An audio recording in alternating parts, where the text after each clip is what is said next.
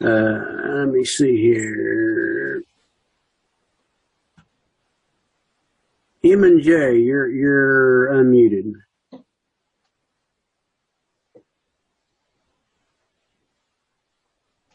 Can you hear me, Joe? Yeah. Okay. Well, let's go with the 5-frame nuke thing. I'm building currently 5-frame nukes. I'm building screen bottom boards. And in the spring, my intention is to start splitting. I didn't split the first year. I was not confident enough, let's just say. I watched all of your beginner series, your intermediate series. I watched David's, everything that David does. I watch all you guys. You're very informative, and I appreciate all your time, and thank you for doing this. You guys are fantastic. The bee clubs have not been a lot of help to me up here. They want to keep all their information to themselves, it seems. Nobody wants to share their secrets. I'm wanting to do splits. I'm buying local bees. I got a good Italian hybrid that's a Carnolian mix. They're golden queens. Good layers. Got good brood in spring. And I'm going to split. Everybody says the walk-away split, I'm looking at least, 30 days before I get a laying queen? 30 days if you're lucky. Yep. So if I take a double deep 10-frame brood chamber and I pull 10 splits out of there, 1 frame of brood, 1 frame of honey, we're going to go to Don's, Don the Fat Bee Man. He does it frame of brood, frame of honey, right? Okay, yeah. And then do I do walkaways or do I buy local queen that's in my area? Well, your best shot is to buy a mated queen. There's no doubt. A mated queen always trumps everything. Yep. There's no question asked.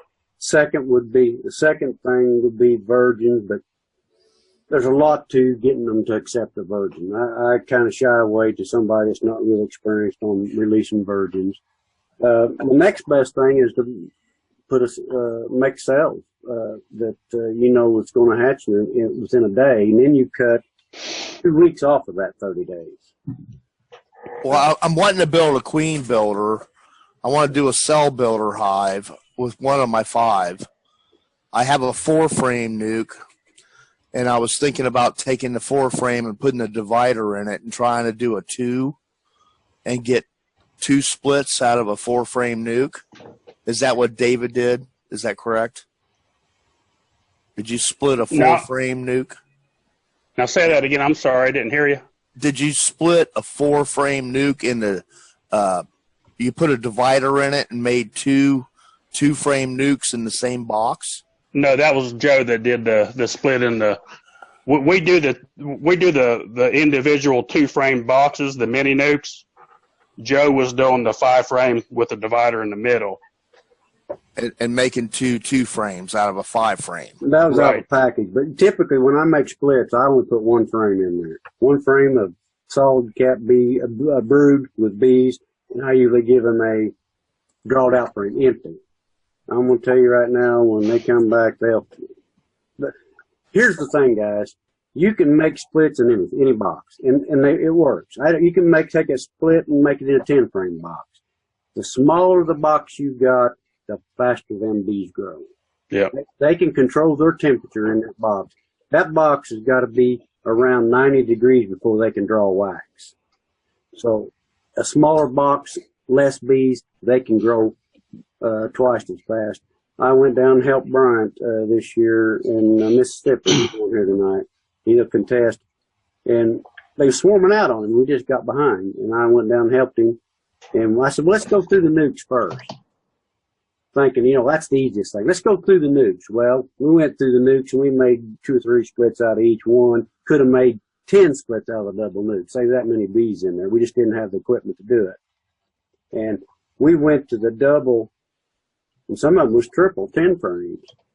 And there wasn't enough bees in them boxes early in the spring to make a split out of them. Them nukes had outgrown them 10 frames 10 to 1. Just unbelievable. In fact, some of the nukes had robbed some of the 10 frames out because they were so weak. So size of box really makes a difference in the spring. And even in the summer, they just grow faster. The smaller you can confine them. Now you get too small, like the half fry. The mini nukes don't work. They do work. You can raise queens, but you got to micromanage them things. If you see a mated queen in there, you better cage her, because you come back in 20 minutes, she may not be there. Yeah. 2 frames, I'm like David. The 2 frames seem to be a good size. Mm-hmm. So instead of making 5 frames, you think I should do 2 frames in Ohio? Because we're not going to see 90 until June, probably. If I was doing it to build, I mean, they need to go in another box at some point. But for building early in the spring, I'm a firm believer in a 2 frame box. So split a 5 frame, make 2 frames out of a 5, change the entrances, opposite sides, and run with it. Well, actually, you can do, if you got a good strong 5 frame box, I'd make 5 splits out of it. I take one frame of cat brood, 1 frame with bees all over. Now I'm talking a lot of bees, and give them a mated queen, they'll be off the running, won't they? Right? You see anything like that, David? That's what I've done all summer. Yeah, just be careful really early, because we're always pushing the limits here, and we always have some that chill brood because we're coming out of winter and it's still just a little bit too cold sometimes, and night temperatures will get down too cold and you'll get chill brood. So to be safe, wait, make sure your nighttime temperatures are 45, 50 degrees. About 45 probably will be fine. Okay, because I'm in the river bottom. I got a river to the west, a river to the south, and a river to the east. Yeah. I'm surrounded by river bottom. I am in the bottom of the valley up here. Yeah. So we're a little late. Because when you cut down to trying to do splits with one frame, you're very limited on your amount of bees in there, and they do got to cover that brood. So be careful with your nighttime temperatures, because just by experience, I'm just telling you that's what I experienced. So if I move 1 frame of brood, 1 frame of honey, shake another frame in that box? You could with the nurse bees. Yeah, the nurse bees. Yeah. The foragers are going to leave, and we're going to leave the nurse bees behind. Yeah. Another thing you can do, and I've done this many times, is change out your spots with your mother hive with your split. Move the whole box. Yeah, I've done that many times. It works great. Put the nuke where the mother box was. Yeah, just trade them out, and you'll get all those foragers. You don't lose a bee, and you'll end up with a lot of bees. It'd be a strong hive quick. It'd be ready to come out of that 2 framer. It'd probably come out of 2 framer in a week or 2. Yeah, in 2 weeks. That's a really safe way of doing that. I've done it many times. I always move the queen on a split. Yeah, I never leave the queen in the same place. Exactly. With the exception of late fall. Sometimes in late fall, you'll have enough field force come back there. Sometimes they're hard to requeen. Get them to accept the queen sometimes in late fall. So do you think you're telling me to take the queen out of my mother hive? And make a split with her. Put it in the split, and then let them make another queen for the mother hive? Well, I would put another queen in there, but yes. Buy a queen. Don't do a walk away. Well, you can do walkaways, but you're just going to wait longer on it. Just depending on how fast you want to build. You lose 30 days when you do that. Yeah.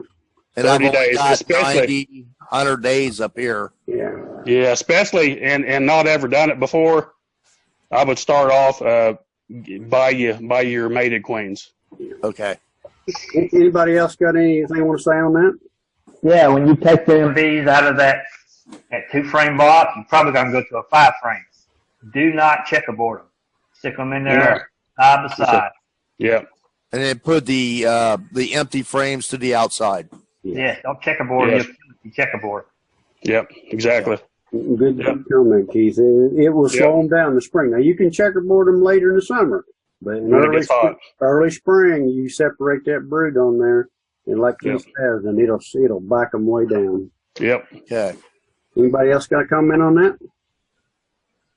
A little bit about what he said too. I'll say this: your local bee clubs, they tend to hoard their information. They don't want to share it. It was that way when I started back in the 70s, guys. It was like a black art to raise queens. They just didn't want to tell you. There was books, and that's where you went to the library and got them. Now we've got this internet, and you've got Joe, you've got Barnyard, you've got a lot of people out there that put out good information. But you've got a lot of people out there that think they're specialists, and they're not. So pick who you learn from. Pick from who you learn from hard. And I'm not faulting the big clubs. Most of the big clubs are newbies, and that's about where they'll start, and that's where they'll leave them. They won't teach them a lot. When they come to grafting classes and stuff like that, those guys are just so overwhelmed, that I'm talking to them is like Greek to them. They don't understand what I'm even talking about. But, some of them do, but most of them don't. But, again, this internet we have now is just a learning ability that's just unreal, people to learn beekeeping. Well, the local clubs are wanting to make nukes and sell bees back to the club members, but they're not telling anybody how to do it. Yeah, I agree. I don't understand that. It don't make sense. I've heard this from so many people about that. I've never in my life ever been to a bee club, and I think the biggest reason I never have is because all the bad, what everyone talks bad about. That they don't want to share information, and I'm thinking too they may not have information to share to begin with. That's it. You said it right there in the live stage. Go ahead, Langford. And the politics that goes on in bee clubs, I see that in the one in Chattanooga a lot. But I tell people, find a mentor that keeps bees alive, not buys bees every year. Yeah. Because you're not going to learn anything from the one that kills them every year. Yeah. And there's no mentors here to be had. Everybody's tight-lipped. Yeah, and I got a suggestion for people on the internet. Watch people that runs over 100 hives, and they're making at least a semi-living out of it. These guys that's got 5 or 10 hives and telling you how to run. I mean, I ain't telling you they're all bad, but you got to do somebody that does it for at least a semi-living, and they know what works and what don't. They're not going to steer you wrong. That's just like there's not a guy in here that ain't running less than 100 hives that I've got on tonight. And so the information you're getting is all valid and will hold up under a test of time. Give me 5 years and I'll be with you, maybe. There you go. It won't take that long. You'll grow quick. Once you get to a certain stage, you'll be amazed how fast you go. Unless you got a lot of money to blow, don't grow too fast. Grow small, learn, and have that stupid T-shirt on every once in a while. It don't cost you as much. I'm retired, so I'm moving slow. Me too. Thanks for your question. Thank you. Okay, next guy up is Kevin. We've got 2 more questions here. We're going to have to call tonight, guys. Let me see. Let me get you unmuted. Try to unmute yourself, Kevin. Right. Yeah. I think we're there. Yeah. Question on your 5-frame split nukes and your 2-frame, nukes for mating and all that. What's the benefit to that versus just a regular queen castle? Like a 10-frame box queen castle. Well, there's really not a whole lot.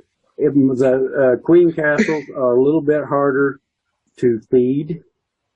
And and usually on a queen castle, you can make one with a special bottom board, but typically you got holes in the side of it, and you can't get down in there and clean the bottom board. When you get a bunch of trash in it, they won't carry it out of them. I did run in, I had a couple different times using them where I had wax moth issues or the hive beetles were really in there hard, but I'm going to try and make some modifications this year. But I was just doing the strip of comb with eggs in it and making my own queen cells, and my Lord, it was keeping me busy. I made quite a few splits, and some of them failed, but I also had other weeks I'd do 14 splits and 12 of them take. There you go. Yeah. And it was I didn't know the splitting a nuke, into 2 like you were doing, but I was just using regular 5-frame nukes and my 2 queen castles, and it was hard to keep up with. And I'm going to try and graft this year just so I can maybe learn how to bank some mated queens so I can have them as I need them. But this is something to play around with. Just all learning. So yeah. Making queens that way, we've all started that way. Let bees make their own queen cells. The real advantage, especially on a commercial scale, to grafting is time and timing. Right. I go in there and I graft. I'm good enough at grafting now that the larva's all the same age, and I know within 12 hours when they're going to hatch. Wow. So I need to learn the right, larva to graft. That's why I'm still waiting for a good video with a good picture one. It's hard to make. People ask me to make them, and it's really hard to get a camera down in there and portray the sight. Yeah. Now, here's what I'm going to tell you. If you graft it and washed on a frame, you'll see an egg, and then you'll see a little wet spot that you can't see a larva in. That's one that's less than 24 hours old. That's the perfect larva to graft, but your results will be way lower because it's so little you can't see it, and you'll roll it, and you'll have a lot of not to take.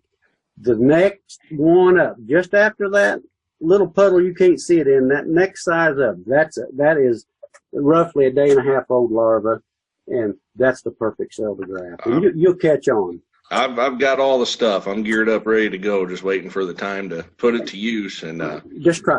There's nothing to it. It's just a matter of getting in there, and once you've got done it a time or two, I think the first time I done it, I got a 75% take.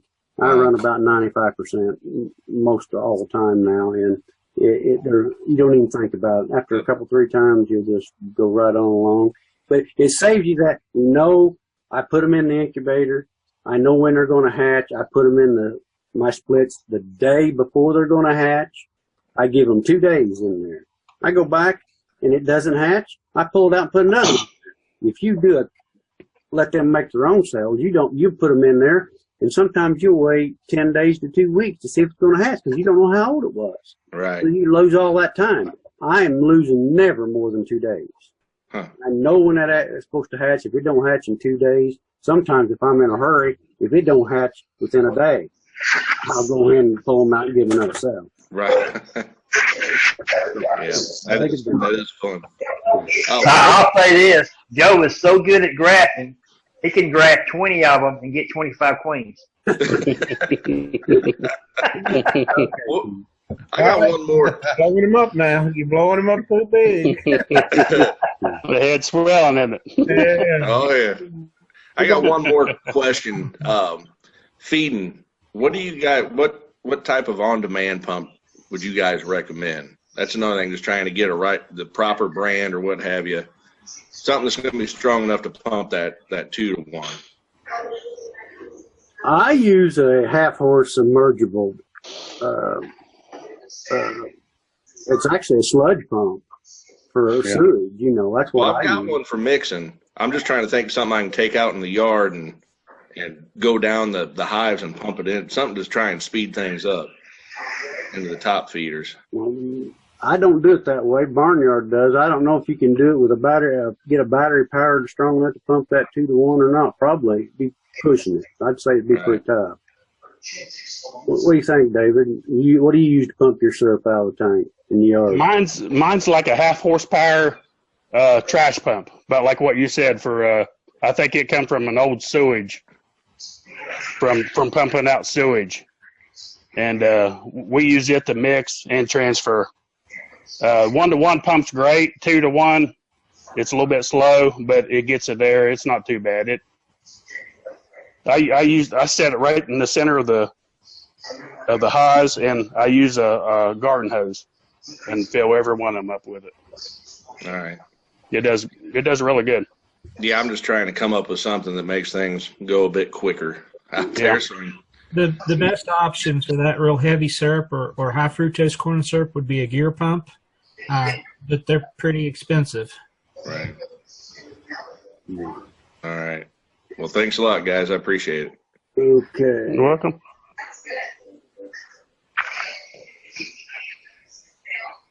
That was Kevin. Okay, we got Michael. Unmute. Okay, Michael, you're up. Well, you're back to muted. Unmute. Okay, Michael, you're up. There you are. We got you. Okay, look, I've been having troubles with hive beetles all summer long. I'm in South Carolina, been warm. Water hadn't been standing around like it usually is, but I've been having hive beetle problems. I lost a lot of hives through it. I've tried beetle traps, CD cases, Demetrius earth around it, everything except putting that black felt under the hive, which you said. And I've been just looking at your videos about some sulfur and eucalyptus deal that Don had been trying out. I was wondering if y'all had come up with some kind of solution to help control some of the hive beetles. What are you using for in your traps for bait? In my traps, and it's kind of like a roach thing and a syringe type. Yeah. Yeah, is that not working? I don't have good luck with the hive beetles going in there. I really don't. Well, you putting CDs in, CD cases? I put the CD cases in. I've also tried some of these like dryer sheets. They've got a thing now that I bought from somewhere that comes in packages. They like dryer cloth. Yeah. That I staple on to the political signs. I staple it on there because I'm scared that it's going to be pulling it down through the hive. They're going to try to get it out, and they'll get my queen caught up in it. So I staple it up on the top of the box. I usually run a deep and a super at least, and on that top's where I usually put my political sign with the cloth stapled onto it. I've had real good luck with that. Now I catch a lot of hive beetles, but like I say, I'll have 100 or so. I've lost several hives. I only run maybe 20, 30 hives, but I'm sure I lost at least 10 for hive beetles. And I'm sure I was looking at Barnyard Beats. He was saying that the hive beetles are still going through the winter. And I mean, I still have the beetle traps and the CD cases in some of these hives. I hadn't really been in none of my hives. I have to say I'm in Darlington, South Carolina, and it's been real warm. And the pollen substitute that the pipe feeders you made have really worked well for the bees. I've really been amazed at how much they've been taking in on that, plus the sugar water that I've been more feeding, just community feeding on the hives that I have in the yard. Some of the other ones I have out on other properties, other people's garden, I just take a 10-pound bag of sugar and just pour it in the back of the hive. But this type of weather we've been having, it has been depleting the stores of everything that's been going on. But my thing is, with Don was saying something about he had been working with some sulfur, and I don't know about the sulfur, but I've often heard of the eucalyptus oil. Anyway, something to keep the hive beetles out. And I know that black cloth you put up under, you said worked real well for you, and maybe in the future that's what I'm looking forward to this year on some of, when I rebox everything, I want to set them up on stuff that hadn't got no way for them to go in the ground. And that Demetrius earth, I bought several 100 pounds of that and put out. Yeah. Where are you too bad with that? Where are you putting your CD cases at? I've been putting them in the top and in the very bottom. I'm putting them in the bottom up in the corner of the brood box, in the back corner of the brood box. Do you got a string bottom? Are you running string bottoms or solid board bottoms? No, sir. I'm running 10 frame boxes, and I'm not running screen bottoms. Okay. I've got a couple of screen bottoms, but I've got away from that.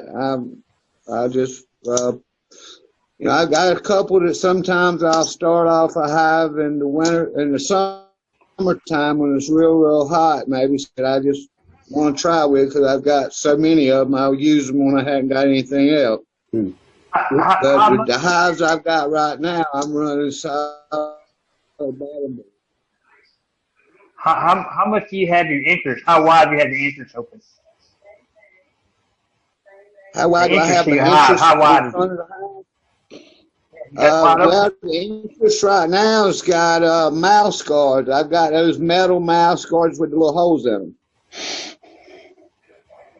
Do you So reduce they the entrance probably at got all? maybe five holes in the front, probably 3/8 inch holes in the front, probably 6 of them. Yeah. How do you run them in the summertime, though? You run them wide open? You run your entrances wide open in the summertime? I do. I run wide open in the summertime. The bees have usually been able to take care and defend themselves, but I have been running them wide open in the summer. Yes, sir. Shut them down. Yeah, go get them down to where they ain't got over a 3-inch entrance in the front. That way they can keep the hive beetles out better. And what I would do in the spring, if you still you've got a year that's really bad on the hive beetles, chances are you're going to have high hive beetles next year because you never got rid of them all. So in the spring, when it starts warming up, I would take me another I go to a hive and change it out. I'd change the bottom board out, every frame, put it in there, and I would do that monthly for a couple months. And I would spray the Guard Star around my stands at night. Follow the label. It's good stuff. And you'll get them under control. You won't have any trouble if you do that. And take a torch and go around that bottom board and burn it. Not burn it, but kill all the eggs and stuff in the bottom of it. Right, I got a little propane burner. I usually do change out all bottom boards the first of the year. That's what I do. I take a little propane burner and I burn them around. Okay. Like I say, I was covered up with them this year. I don't know if the weather was just strange or whatever, but I had my worst year yet with them. And the beetle traps, the CD cases. Only thing I've seen really work with them things I bought, I think I bought them from Dandit. I'm not real sure, but they come in packages and they're almost like dryer sheets. But like I say, I stapled them to that political board, and then I'd turn them upside down on the top, and then I would put a couple on the bottom, but I would turn them upside down on that bottom. But I was watching a video the other day, I think maybe Mr. Boneyard there had, and they still got hive beetles in winter, which got me. I was really hoping that they would die off, but evidently. But are your bees where you can handle them with your hands, without gloves? Yes, sir. But go through your hive and go through your hive and get them all out of there, and then change your bottom board out, change your boxes like Joe said, and then get them out of there, and then shut your entrance on your hive, and then put that crush and run under your hive, put the Guard Star out, and stay on top of them. You'll kill them. Yeah. And what do you call that? What is that? Guard Star. Guard. Guard Star. You can buy it at farm stores and stuff, and it's labeled for honeybees if you use it right. You got to put it out after dark and water it in. Don't spray it. You water it in out of an old-fashioned water can, so you don't get it airborne. Well, it's kind of almost like spraying Roundup around it or something. It's just using don't use a sprayer. Use a water can. It's a water can like you water flowers with. Yeah. Okay. Go through your hive when it's warm and kill them hive beetles. Get them out of there. Yes, sir. Well, it's been hard now. The bees have been big enough. The hives have been really well off enough to keep them cornered, but every time I would open them up, I would let loose 100 or so in the corners every time, and I would say a couple of hundred at some time. It's really, during the good time on my hives, I would have a brood box and 3-4 supers as many. Do you have any chickens? Do you have any chickens? I don't, but I've been thinking about it. I got material out here to build me some chicken coops, and I am. I'm a big believer on chickens and hive beetles. I watch them. They dig under the hives. They eat the larvae. They'll reduce your hive beetles. I guarantee it.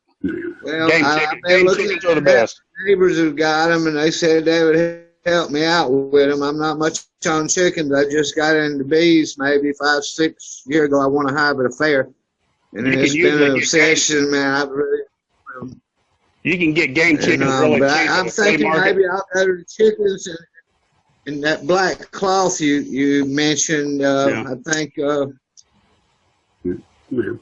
put that up under your hives, but I was just wondering if somebody maybe that sulfur and eucalyptus oil mixture, Never how tried that it. would work. Not Putting tried. it in there. Yeah. Yeah. Thanks for your question. We're going to move on. I hope that helps you try some of them, especially get that interest reduced and get that garter started down there. It'll help you a bunch.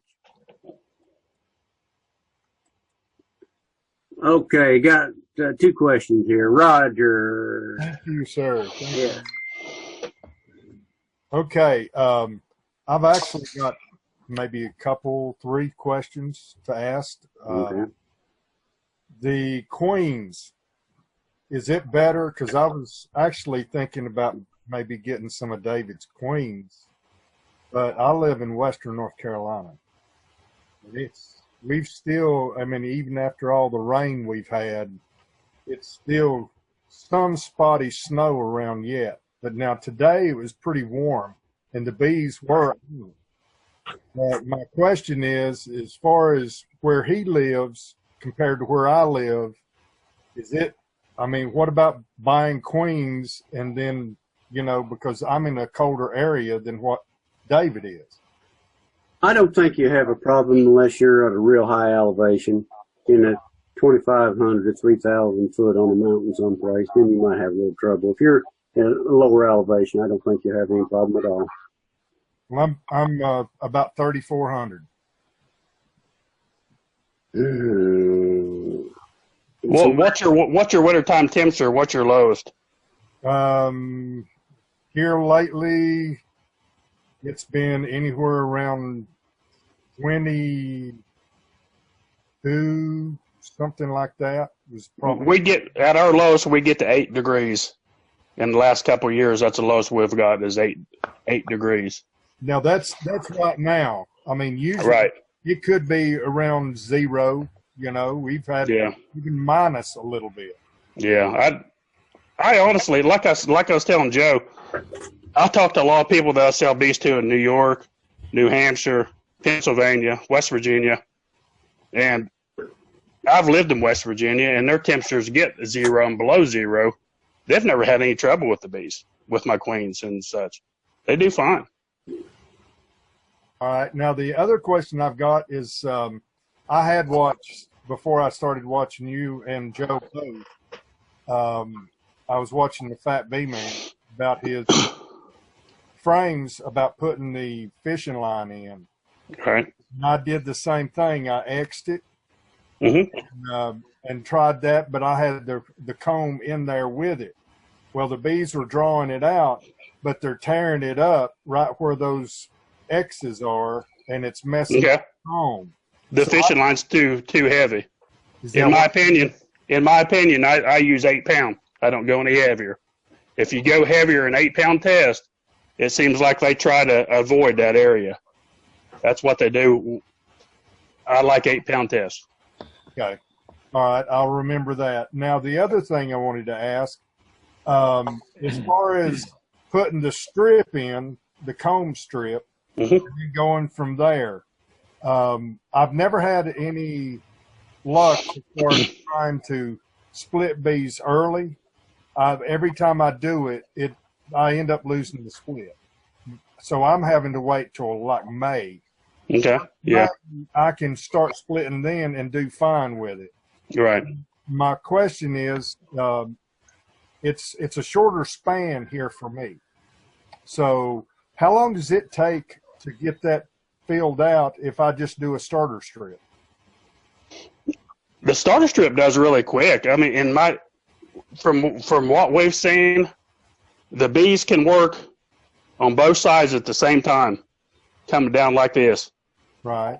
Where bees have to work just side to side. I can see them drawing it out faster, and we actually stopped using the starter strips, and we now take the tab that you break off, right, and invert it, and staple it back with wax coating on it. Coat it with wax, and then staple it back in. Right. You don't even have to use a starter strip. That works great. We've done that.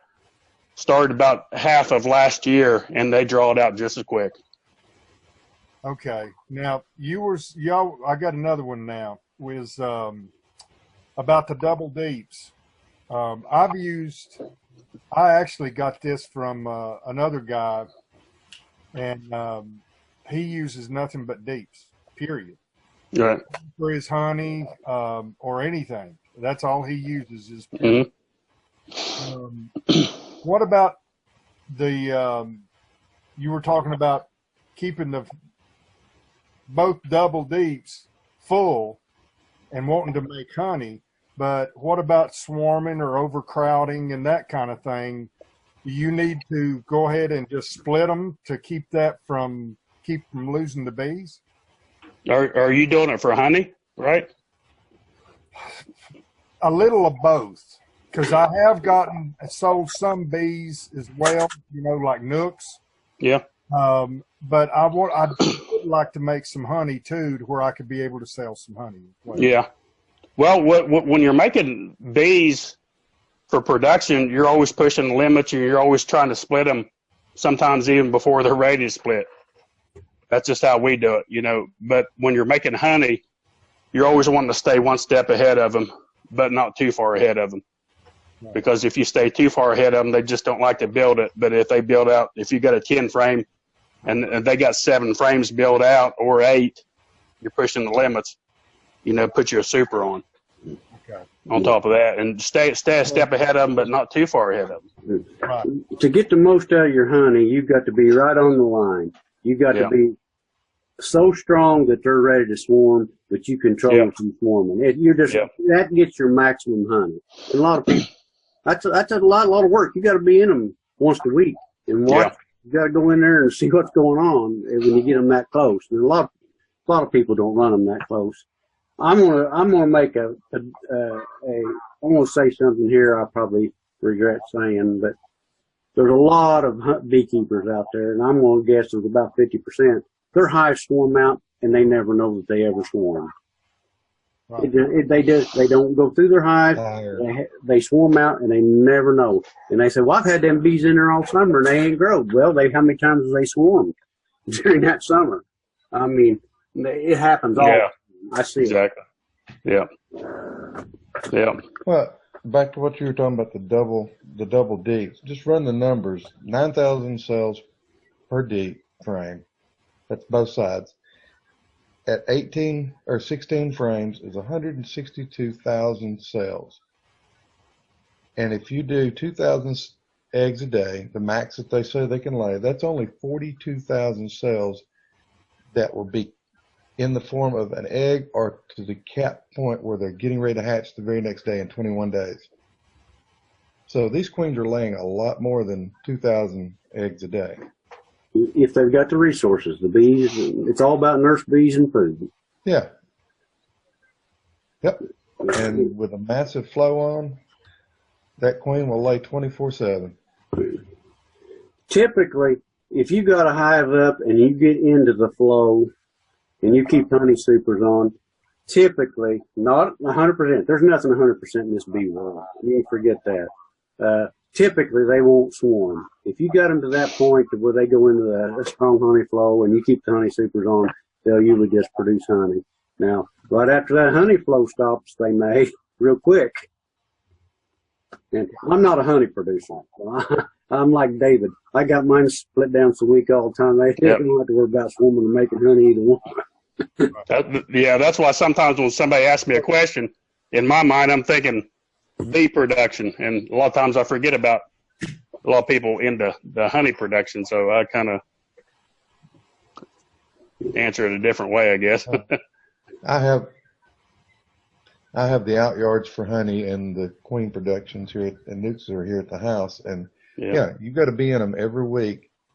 And I may take 15 supers over there and go through them and not put one super on, or go over there and take 15 and wished I'd brought 20. It all depends on the flow, and the flow in one area at one yard may not be the same as the yard 3 miles up the road.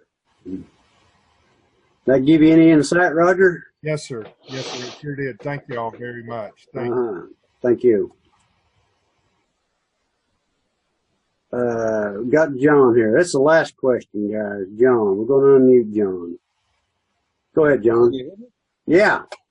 Hey, listen, I'm in the north of Birmingham area here. I just want to thank all you guys, especially Joe and David, for the websites. And I've learned an awful lot tonight. I thought I knew everything about beekeeping. I've been doing it for about 20 years. Really impressed with Jason and the research he's been doing, and fascinating stuff. Now, what I'm also impressed with is you guys seem to get along pretty good. And there was a comment earlier back from some person who said the beekeeping group wasn't what they hoped it would be or whatever. That has not been my experience with the beekeeping groups here in Alabama. I wanted to stay positive, but Joe, am I allowed to pick a bone with you on something? Yeah. Okay, and it's really, my heart's in the right place here, but you made a comment about talking to people, trust people that got over 100 hives. And maybe that's been your experience, and I'm sure they know a lot, no doubt about it. My first experience, I was over at the Auburn Beekeeping Symposium. It's run by a Dr. Tu. You guys probably heard of him, 20 years ago. And I reached over and introduced myself to the guy next to me. He's got 2,000 hives. I won't mention his name. Okay. I said, I'm John, and I'm here to learn about beekeeping. He goes, well, when you got 100 hives, you can come talk to me. And he wouldn't talk to me. And there are some guys that have 100 hives that aren't that nice. And here's my real point about that. I latched on to an old doctor, 80 years old. Great guy. He had 2 hives. He had 2 hives all his life, 2 hives and a nuke. But he kept bees when his dad kept bees. That man knew more, and he keeps up with it on the bee lab and all this other stuff. Very interested. You can learn a lot from reading. You can learn a lot from the internet. You don't necessarily have to have 100 hives to know enough that you could be a mentor to a brand new beekeeper. Sometimes it's good for new beekeepers to have things shown to them, and how to do things by hand. And that's why YouTube's pretty impressive. So that was my whole point. I have one more comment or question to ask anybody if they've seen this. You mentioned swarms earlier, and you're keeping your hives right on the edge. If you want honey producing or bee producing, you want them right there. And oftentimes they swarm. I was in a fellow beekeeper's yard one day, and there was a swarm getting ready to go, and we were in such a predicament with other bees that we were just going to have to let it go, I thought. And Neil stood up and went to his shed and pulled out an old farm bell, started beating on it with a hammer. And it set up this reverberation. And that swarm, rather than landing at the tallest part of the tree, came right down just a little bit from where he was to the ground on a stump. That was once. I was pretty impressed. I thought, maybe it's just a fluke. And, that was the spring, and it was swarming season. There were 2 other times that happened that day out of different hives. And he brought them all down with that school bell, kind of a fire bell thing on a sheet of plywood. And I'll shut up now and ask if anybody else had seen that or heard of that or done that. Go ahead. I'd like to say something. School bell might work, but mine did that, and I got out in the yard and had 2 pots and pans, beating them like that, and my wife videoed it and made fun of me, and they kept going. Yeah. They didn't come back, but maybe I need to get a school bell. Yeah. I've seen it done, beat on a pan. It works sometimes, not all the time, but it does work. I guess I need to, the statement I made before about 100 hives, I was alluding that to the internet.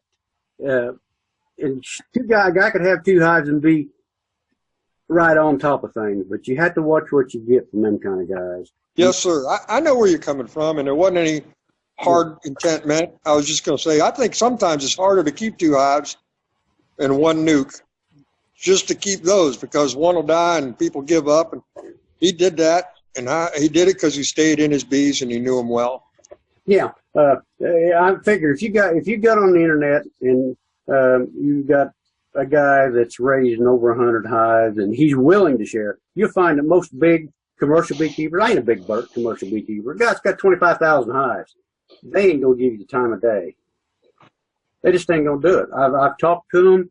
and they just won't. It's pretty unique, and this is a bunch of groups here we got. This is a personal chat group right here. It's a great group. Yeah, it's what great. you're seeing tonight. These guys we've been in this chat group for over 5 years, and we talk nightly. Not all of us, but at certain points, they all get along. We share information, and pretty well. Like I was just trying to tell for the newbie. Gotcha. You can't go out there. Just to be on the safe side, you need a guy that's doing it for a living. He ain't going to steer you wrong if he's telling you. And a lot of guys that's doing it for a living won't talk to you. Yes, sir. Thank you for listening. I'd like to say something on John's comment real quick also. First of all, thanks for the compliment, John. But my granddad used to do that all the time, and he would take out the pots and beat them together every time the hives started swarming, and they would always land close down and low to the field, and I've never seen it fail for him. And gosh, I saw him do that for years. So that's a pretty interesting thing, and I think it's a good old-timers trick. Also, on your comment about big beekeepers and having lots of hives, and sometimes those folks won't give you the time of day. I actually had that experience when I first started. I reach out when I started queen rearing, not when I started beekeeping, but when I started queen rearing, I reach out to one of the biggest in the country, and he did answer me, but he basically said, I don't want to talk to you right now. Come back to me in a couple years when you've got more experience.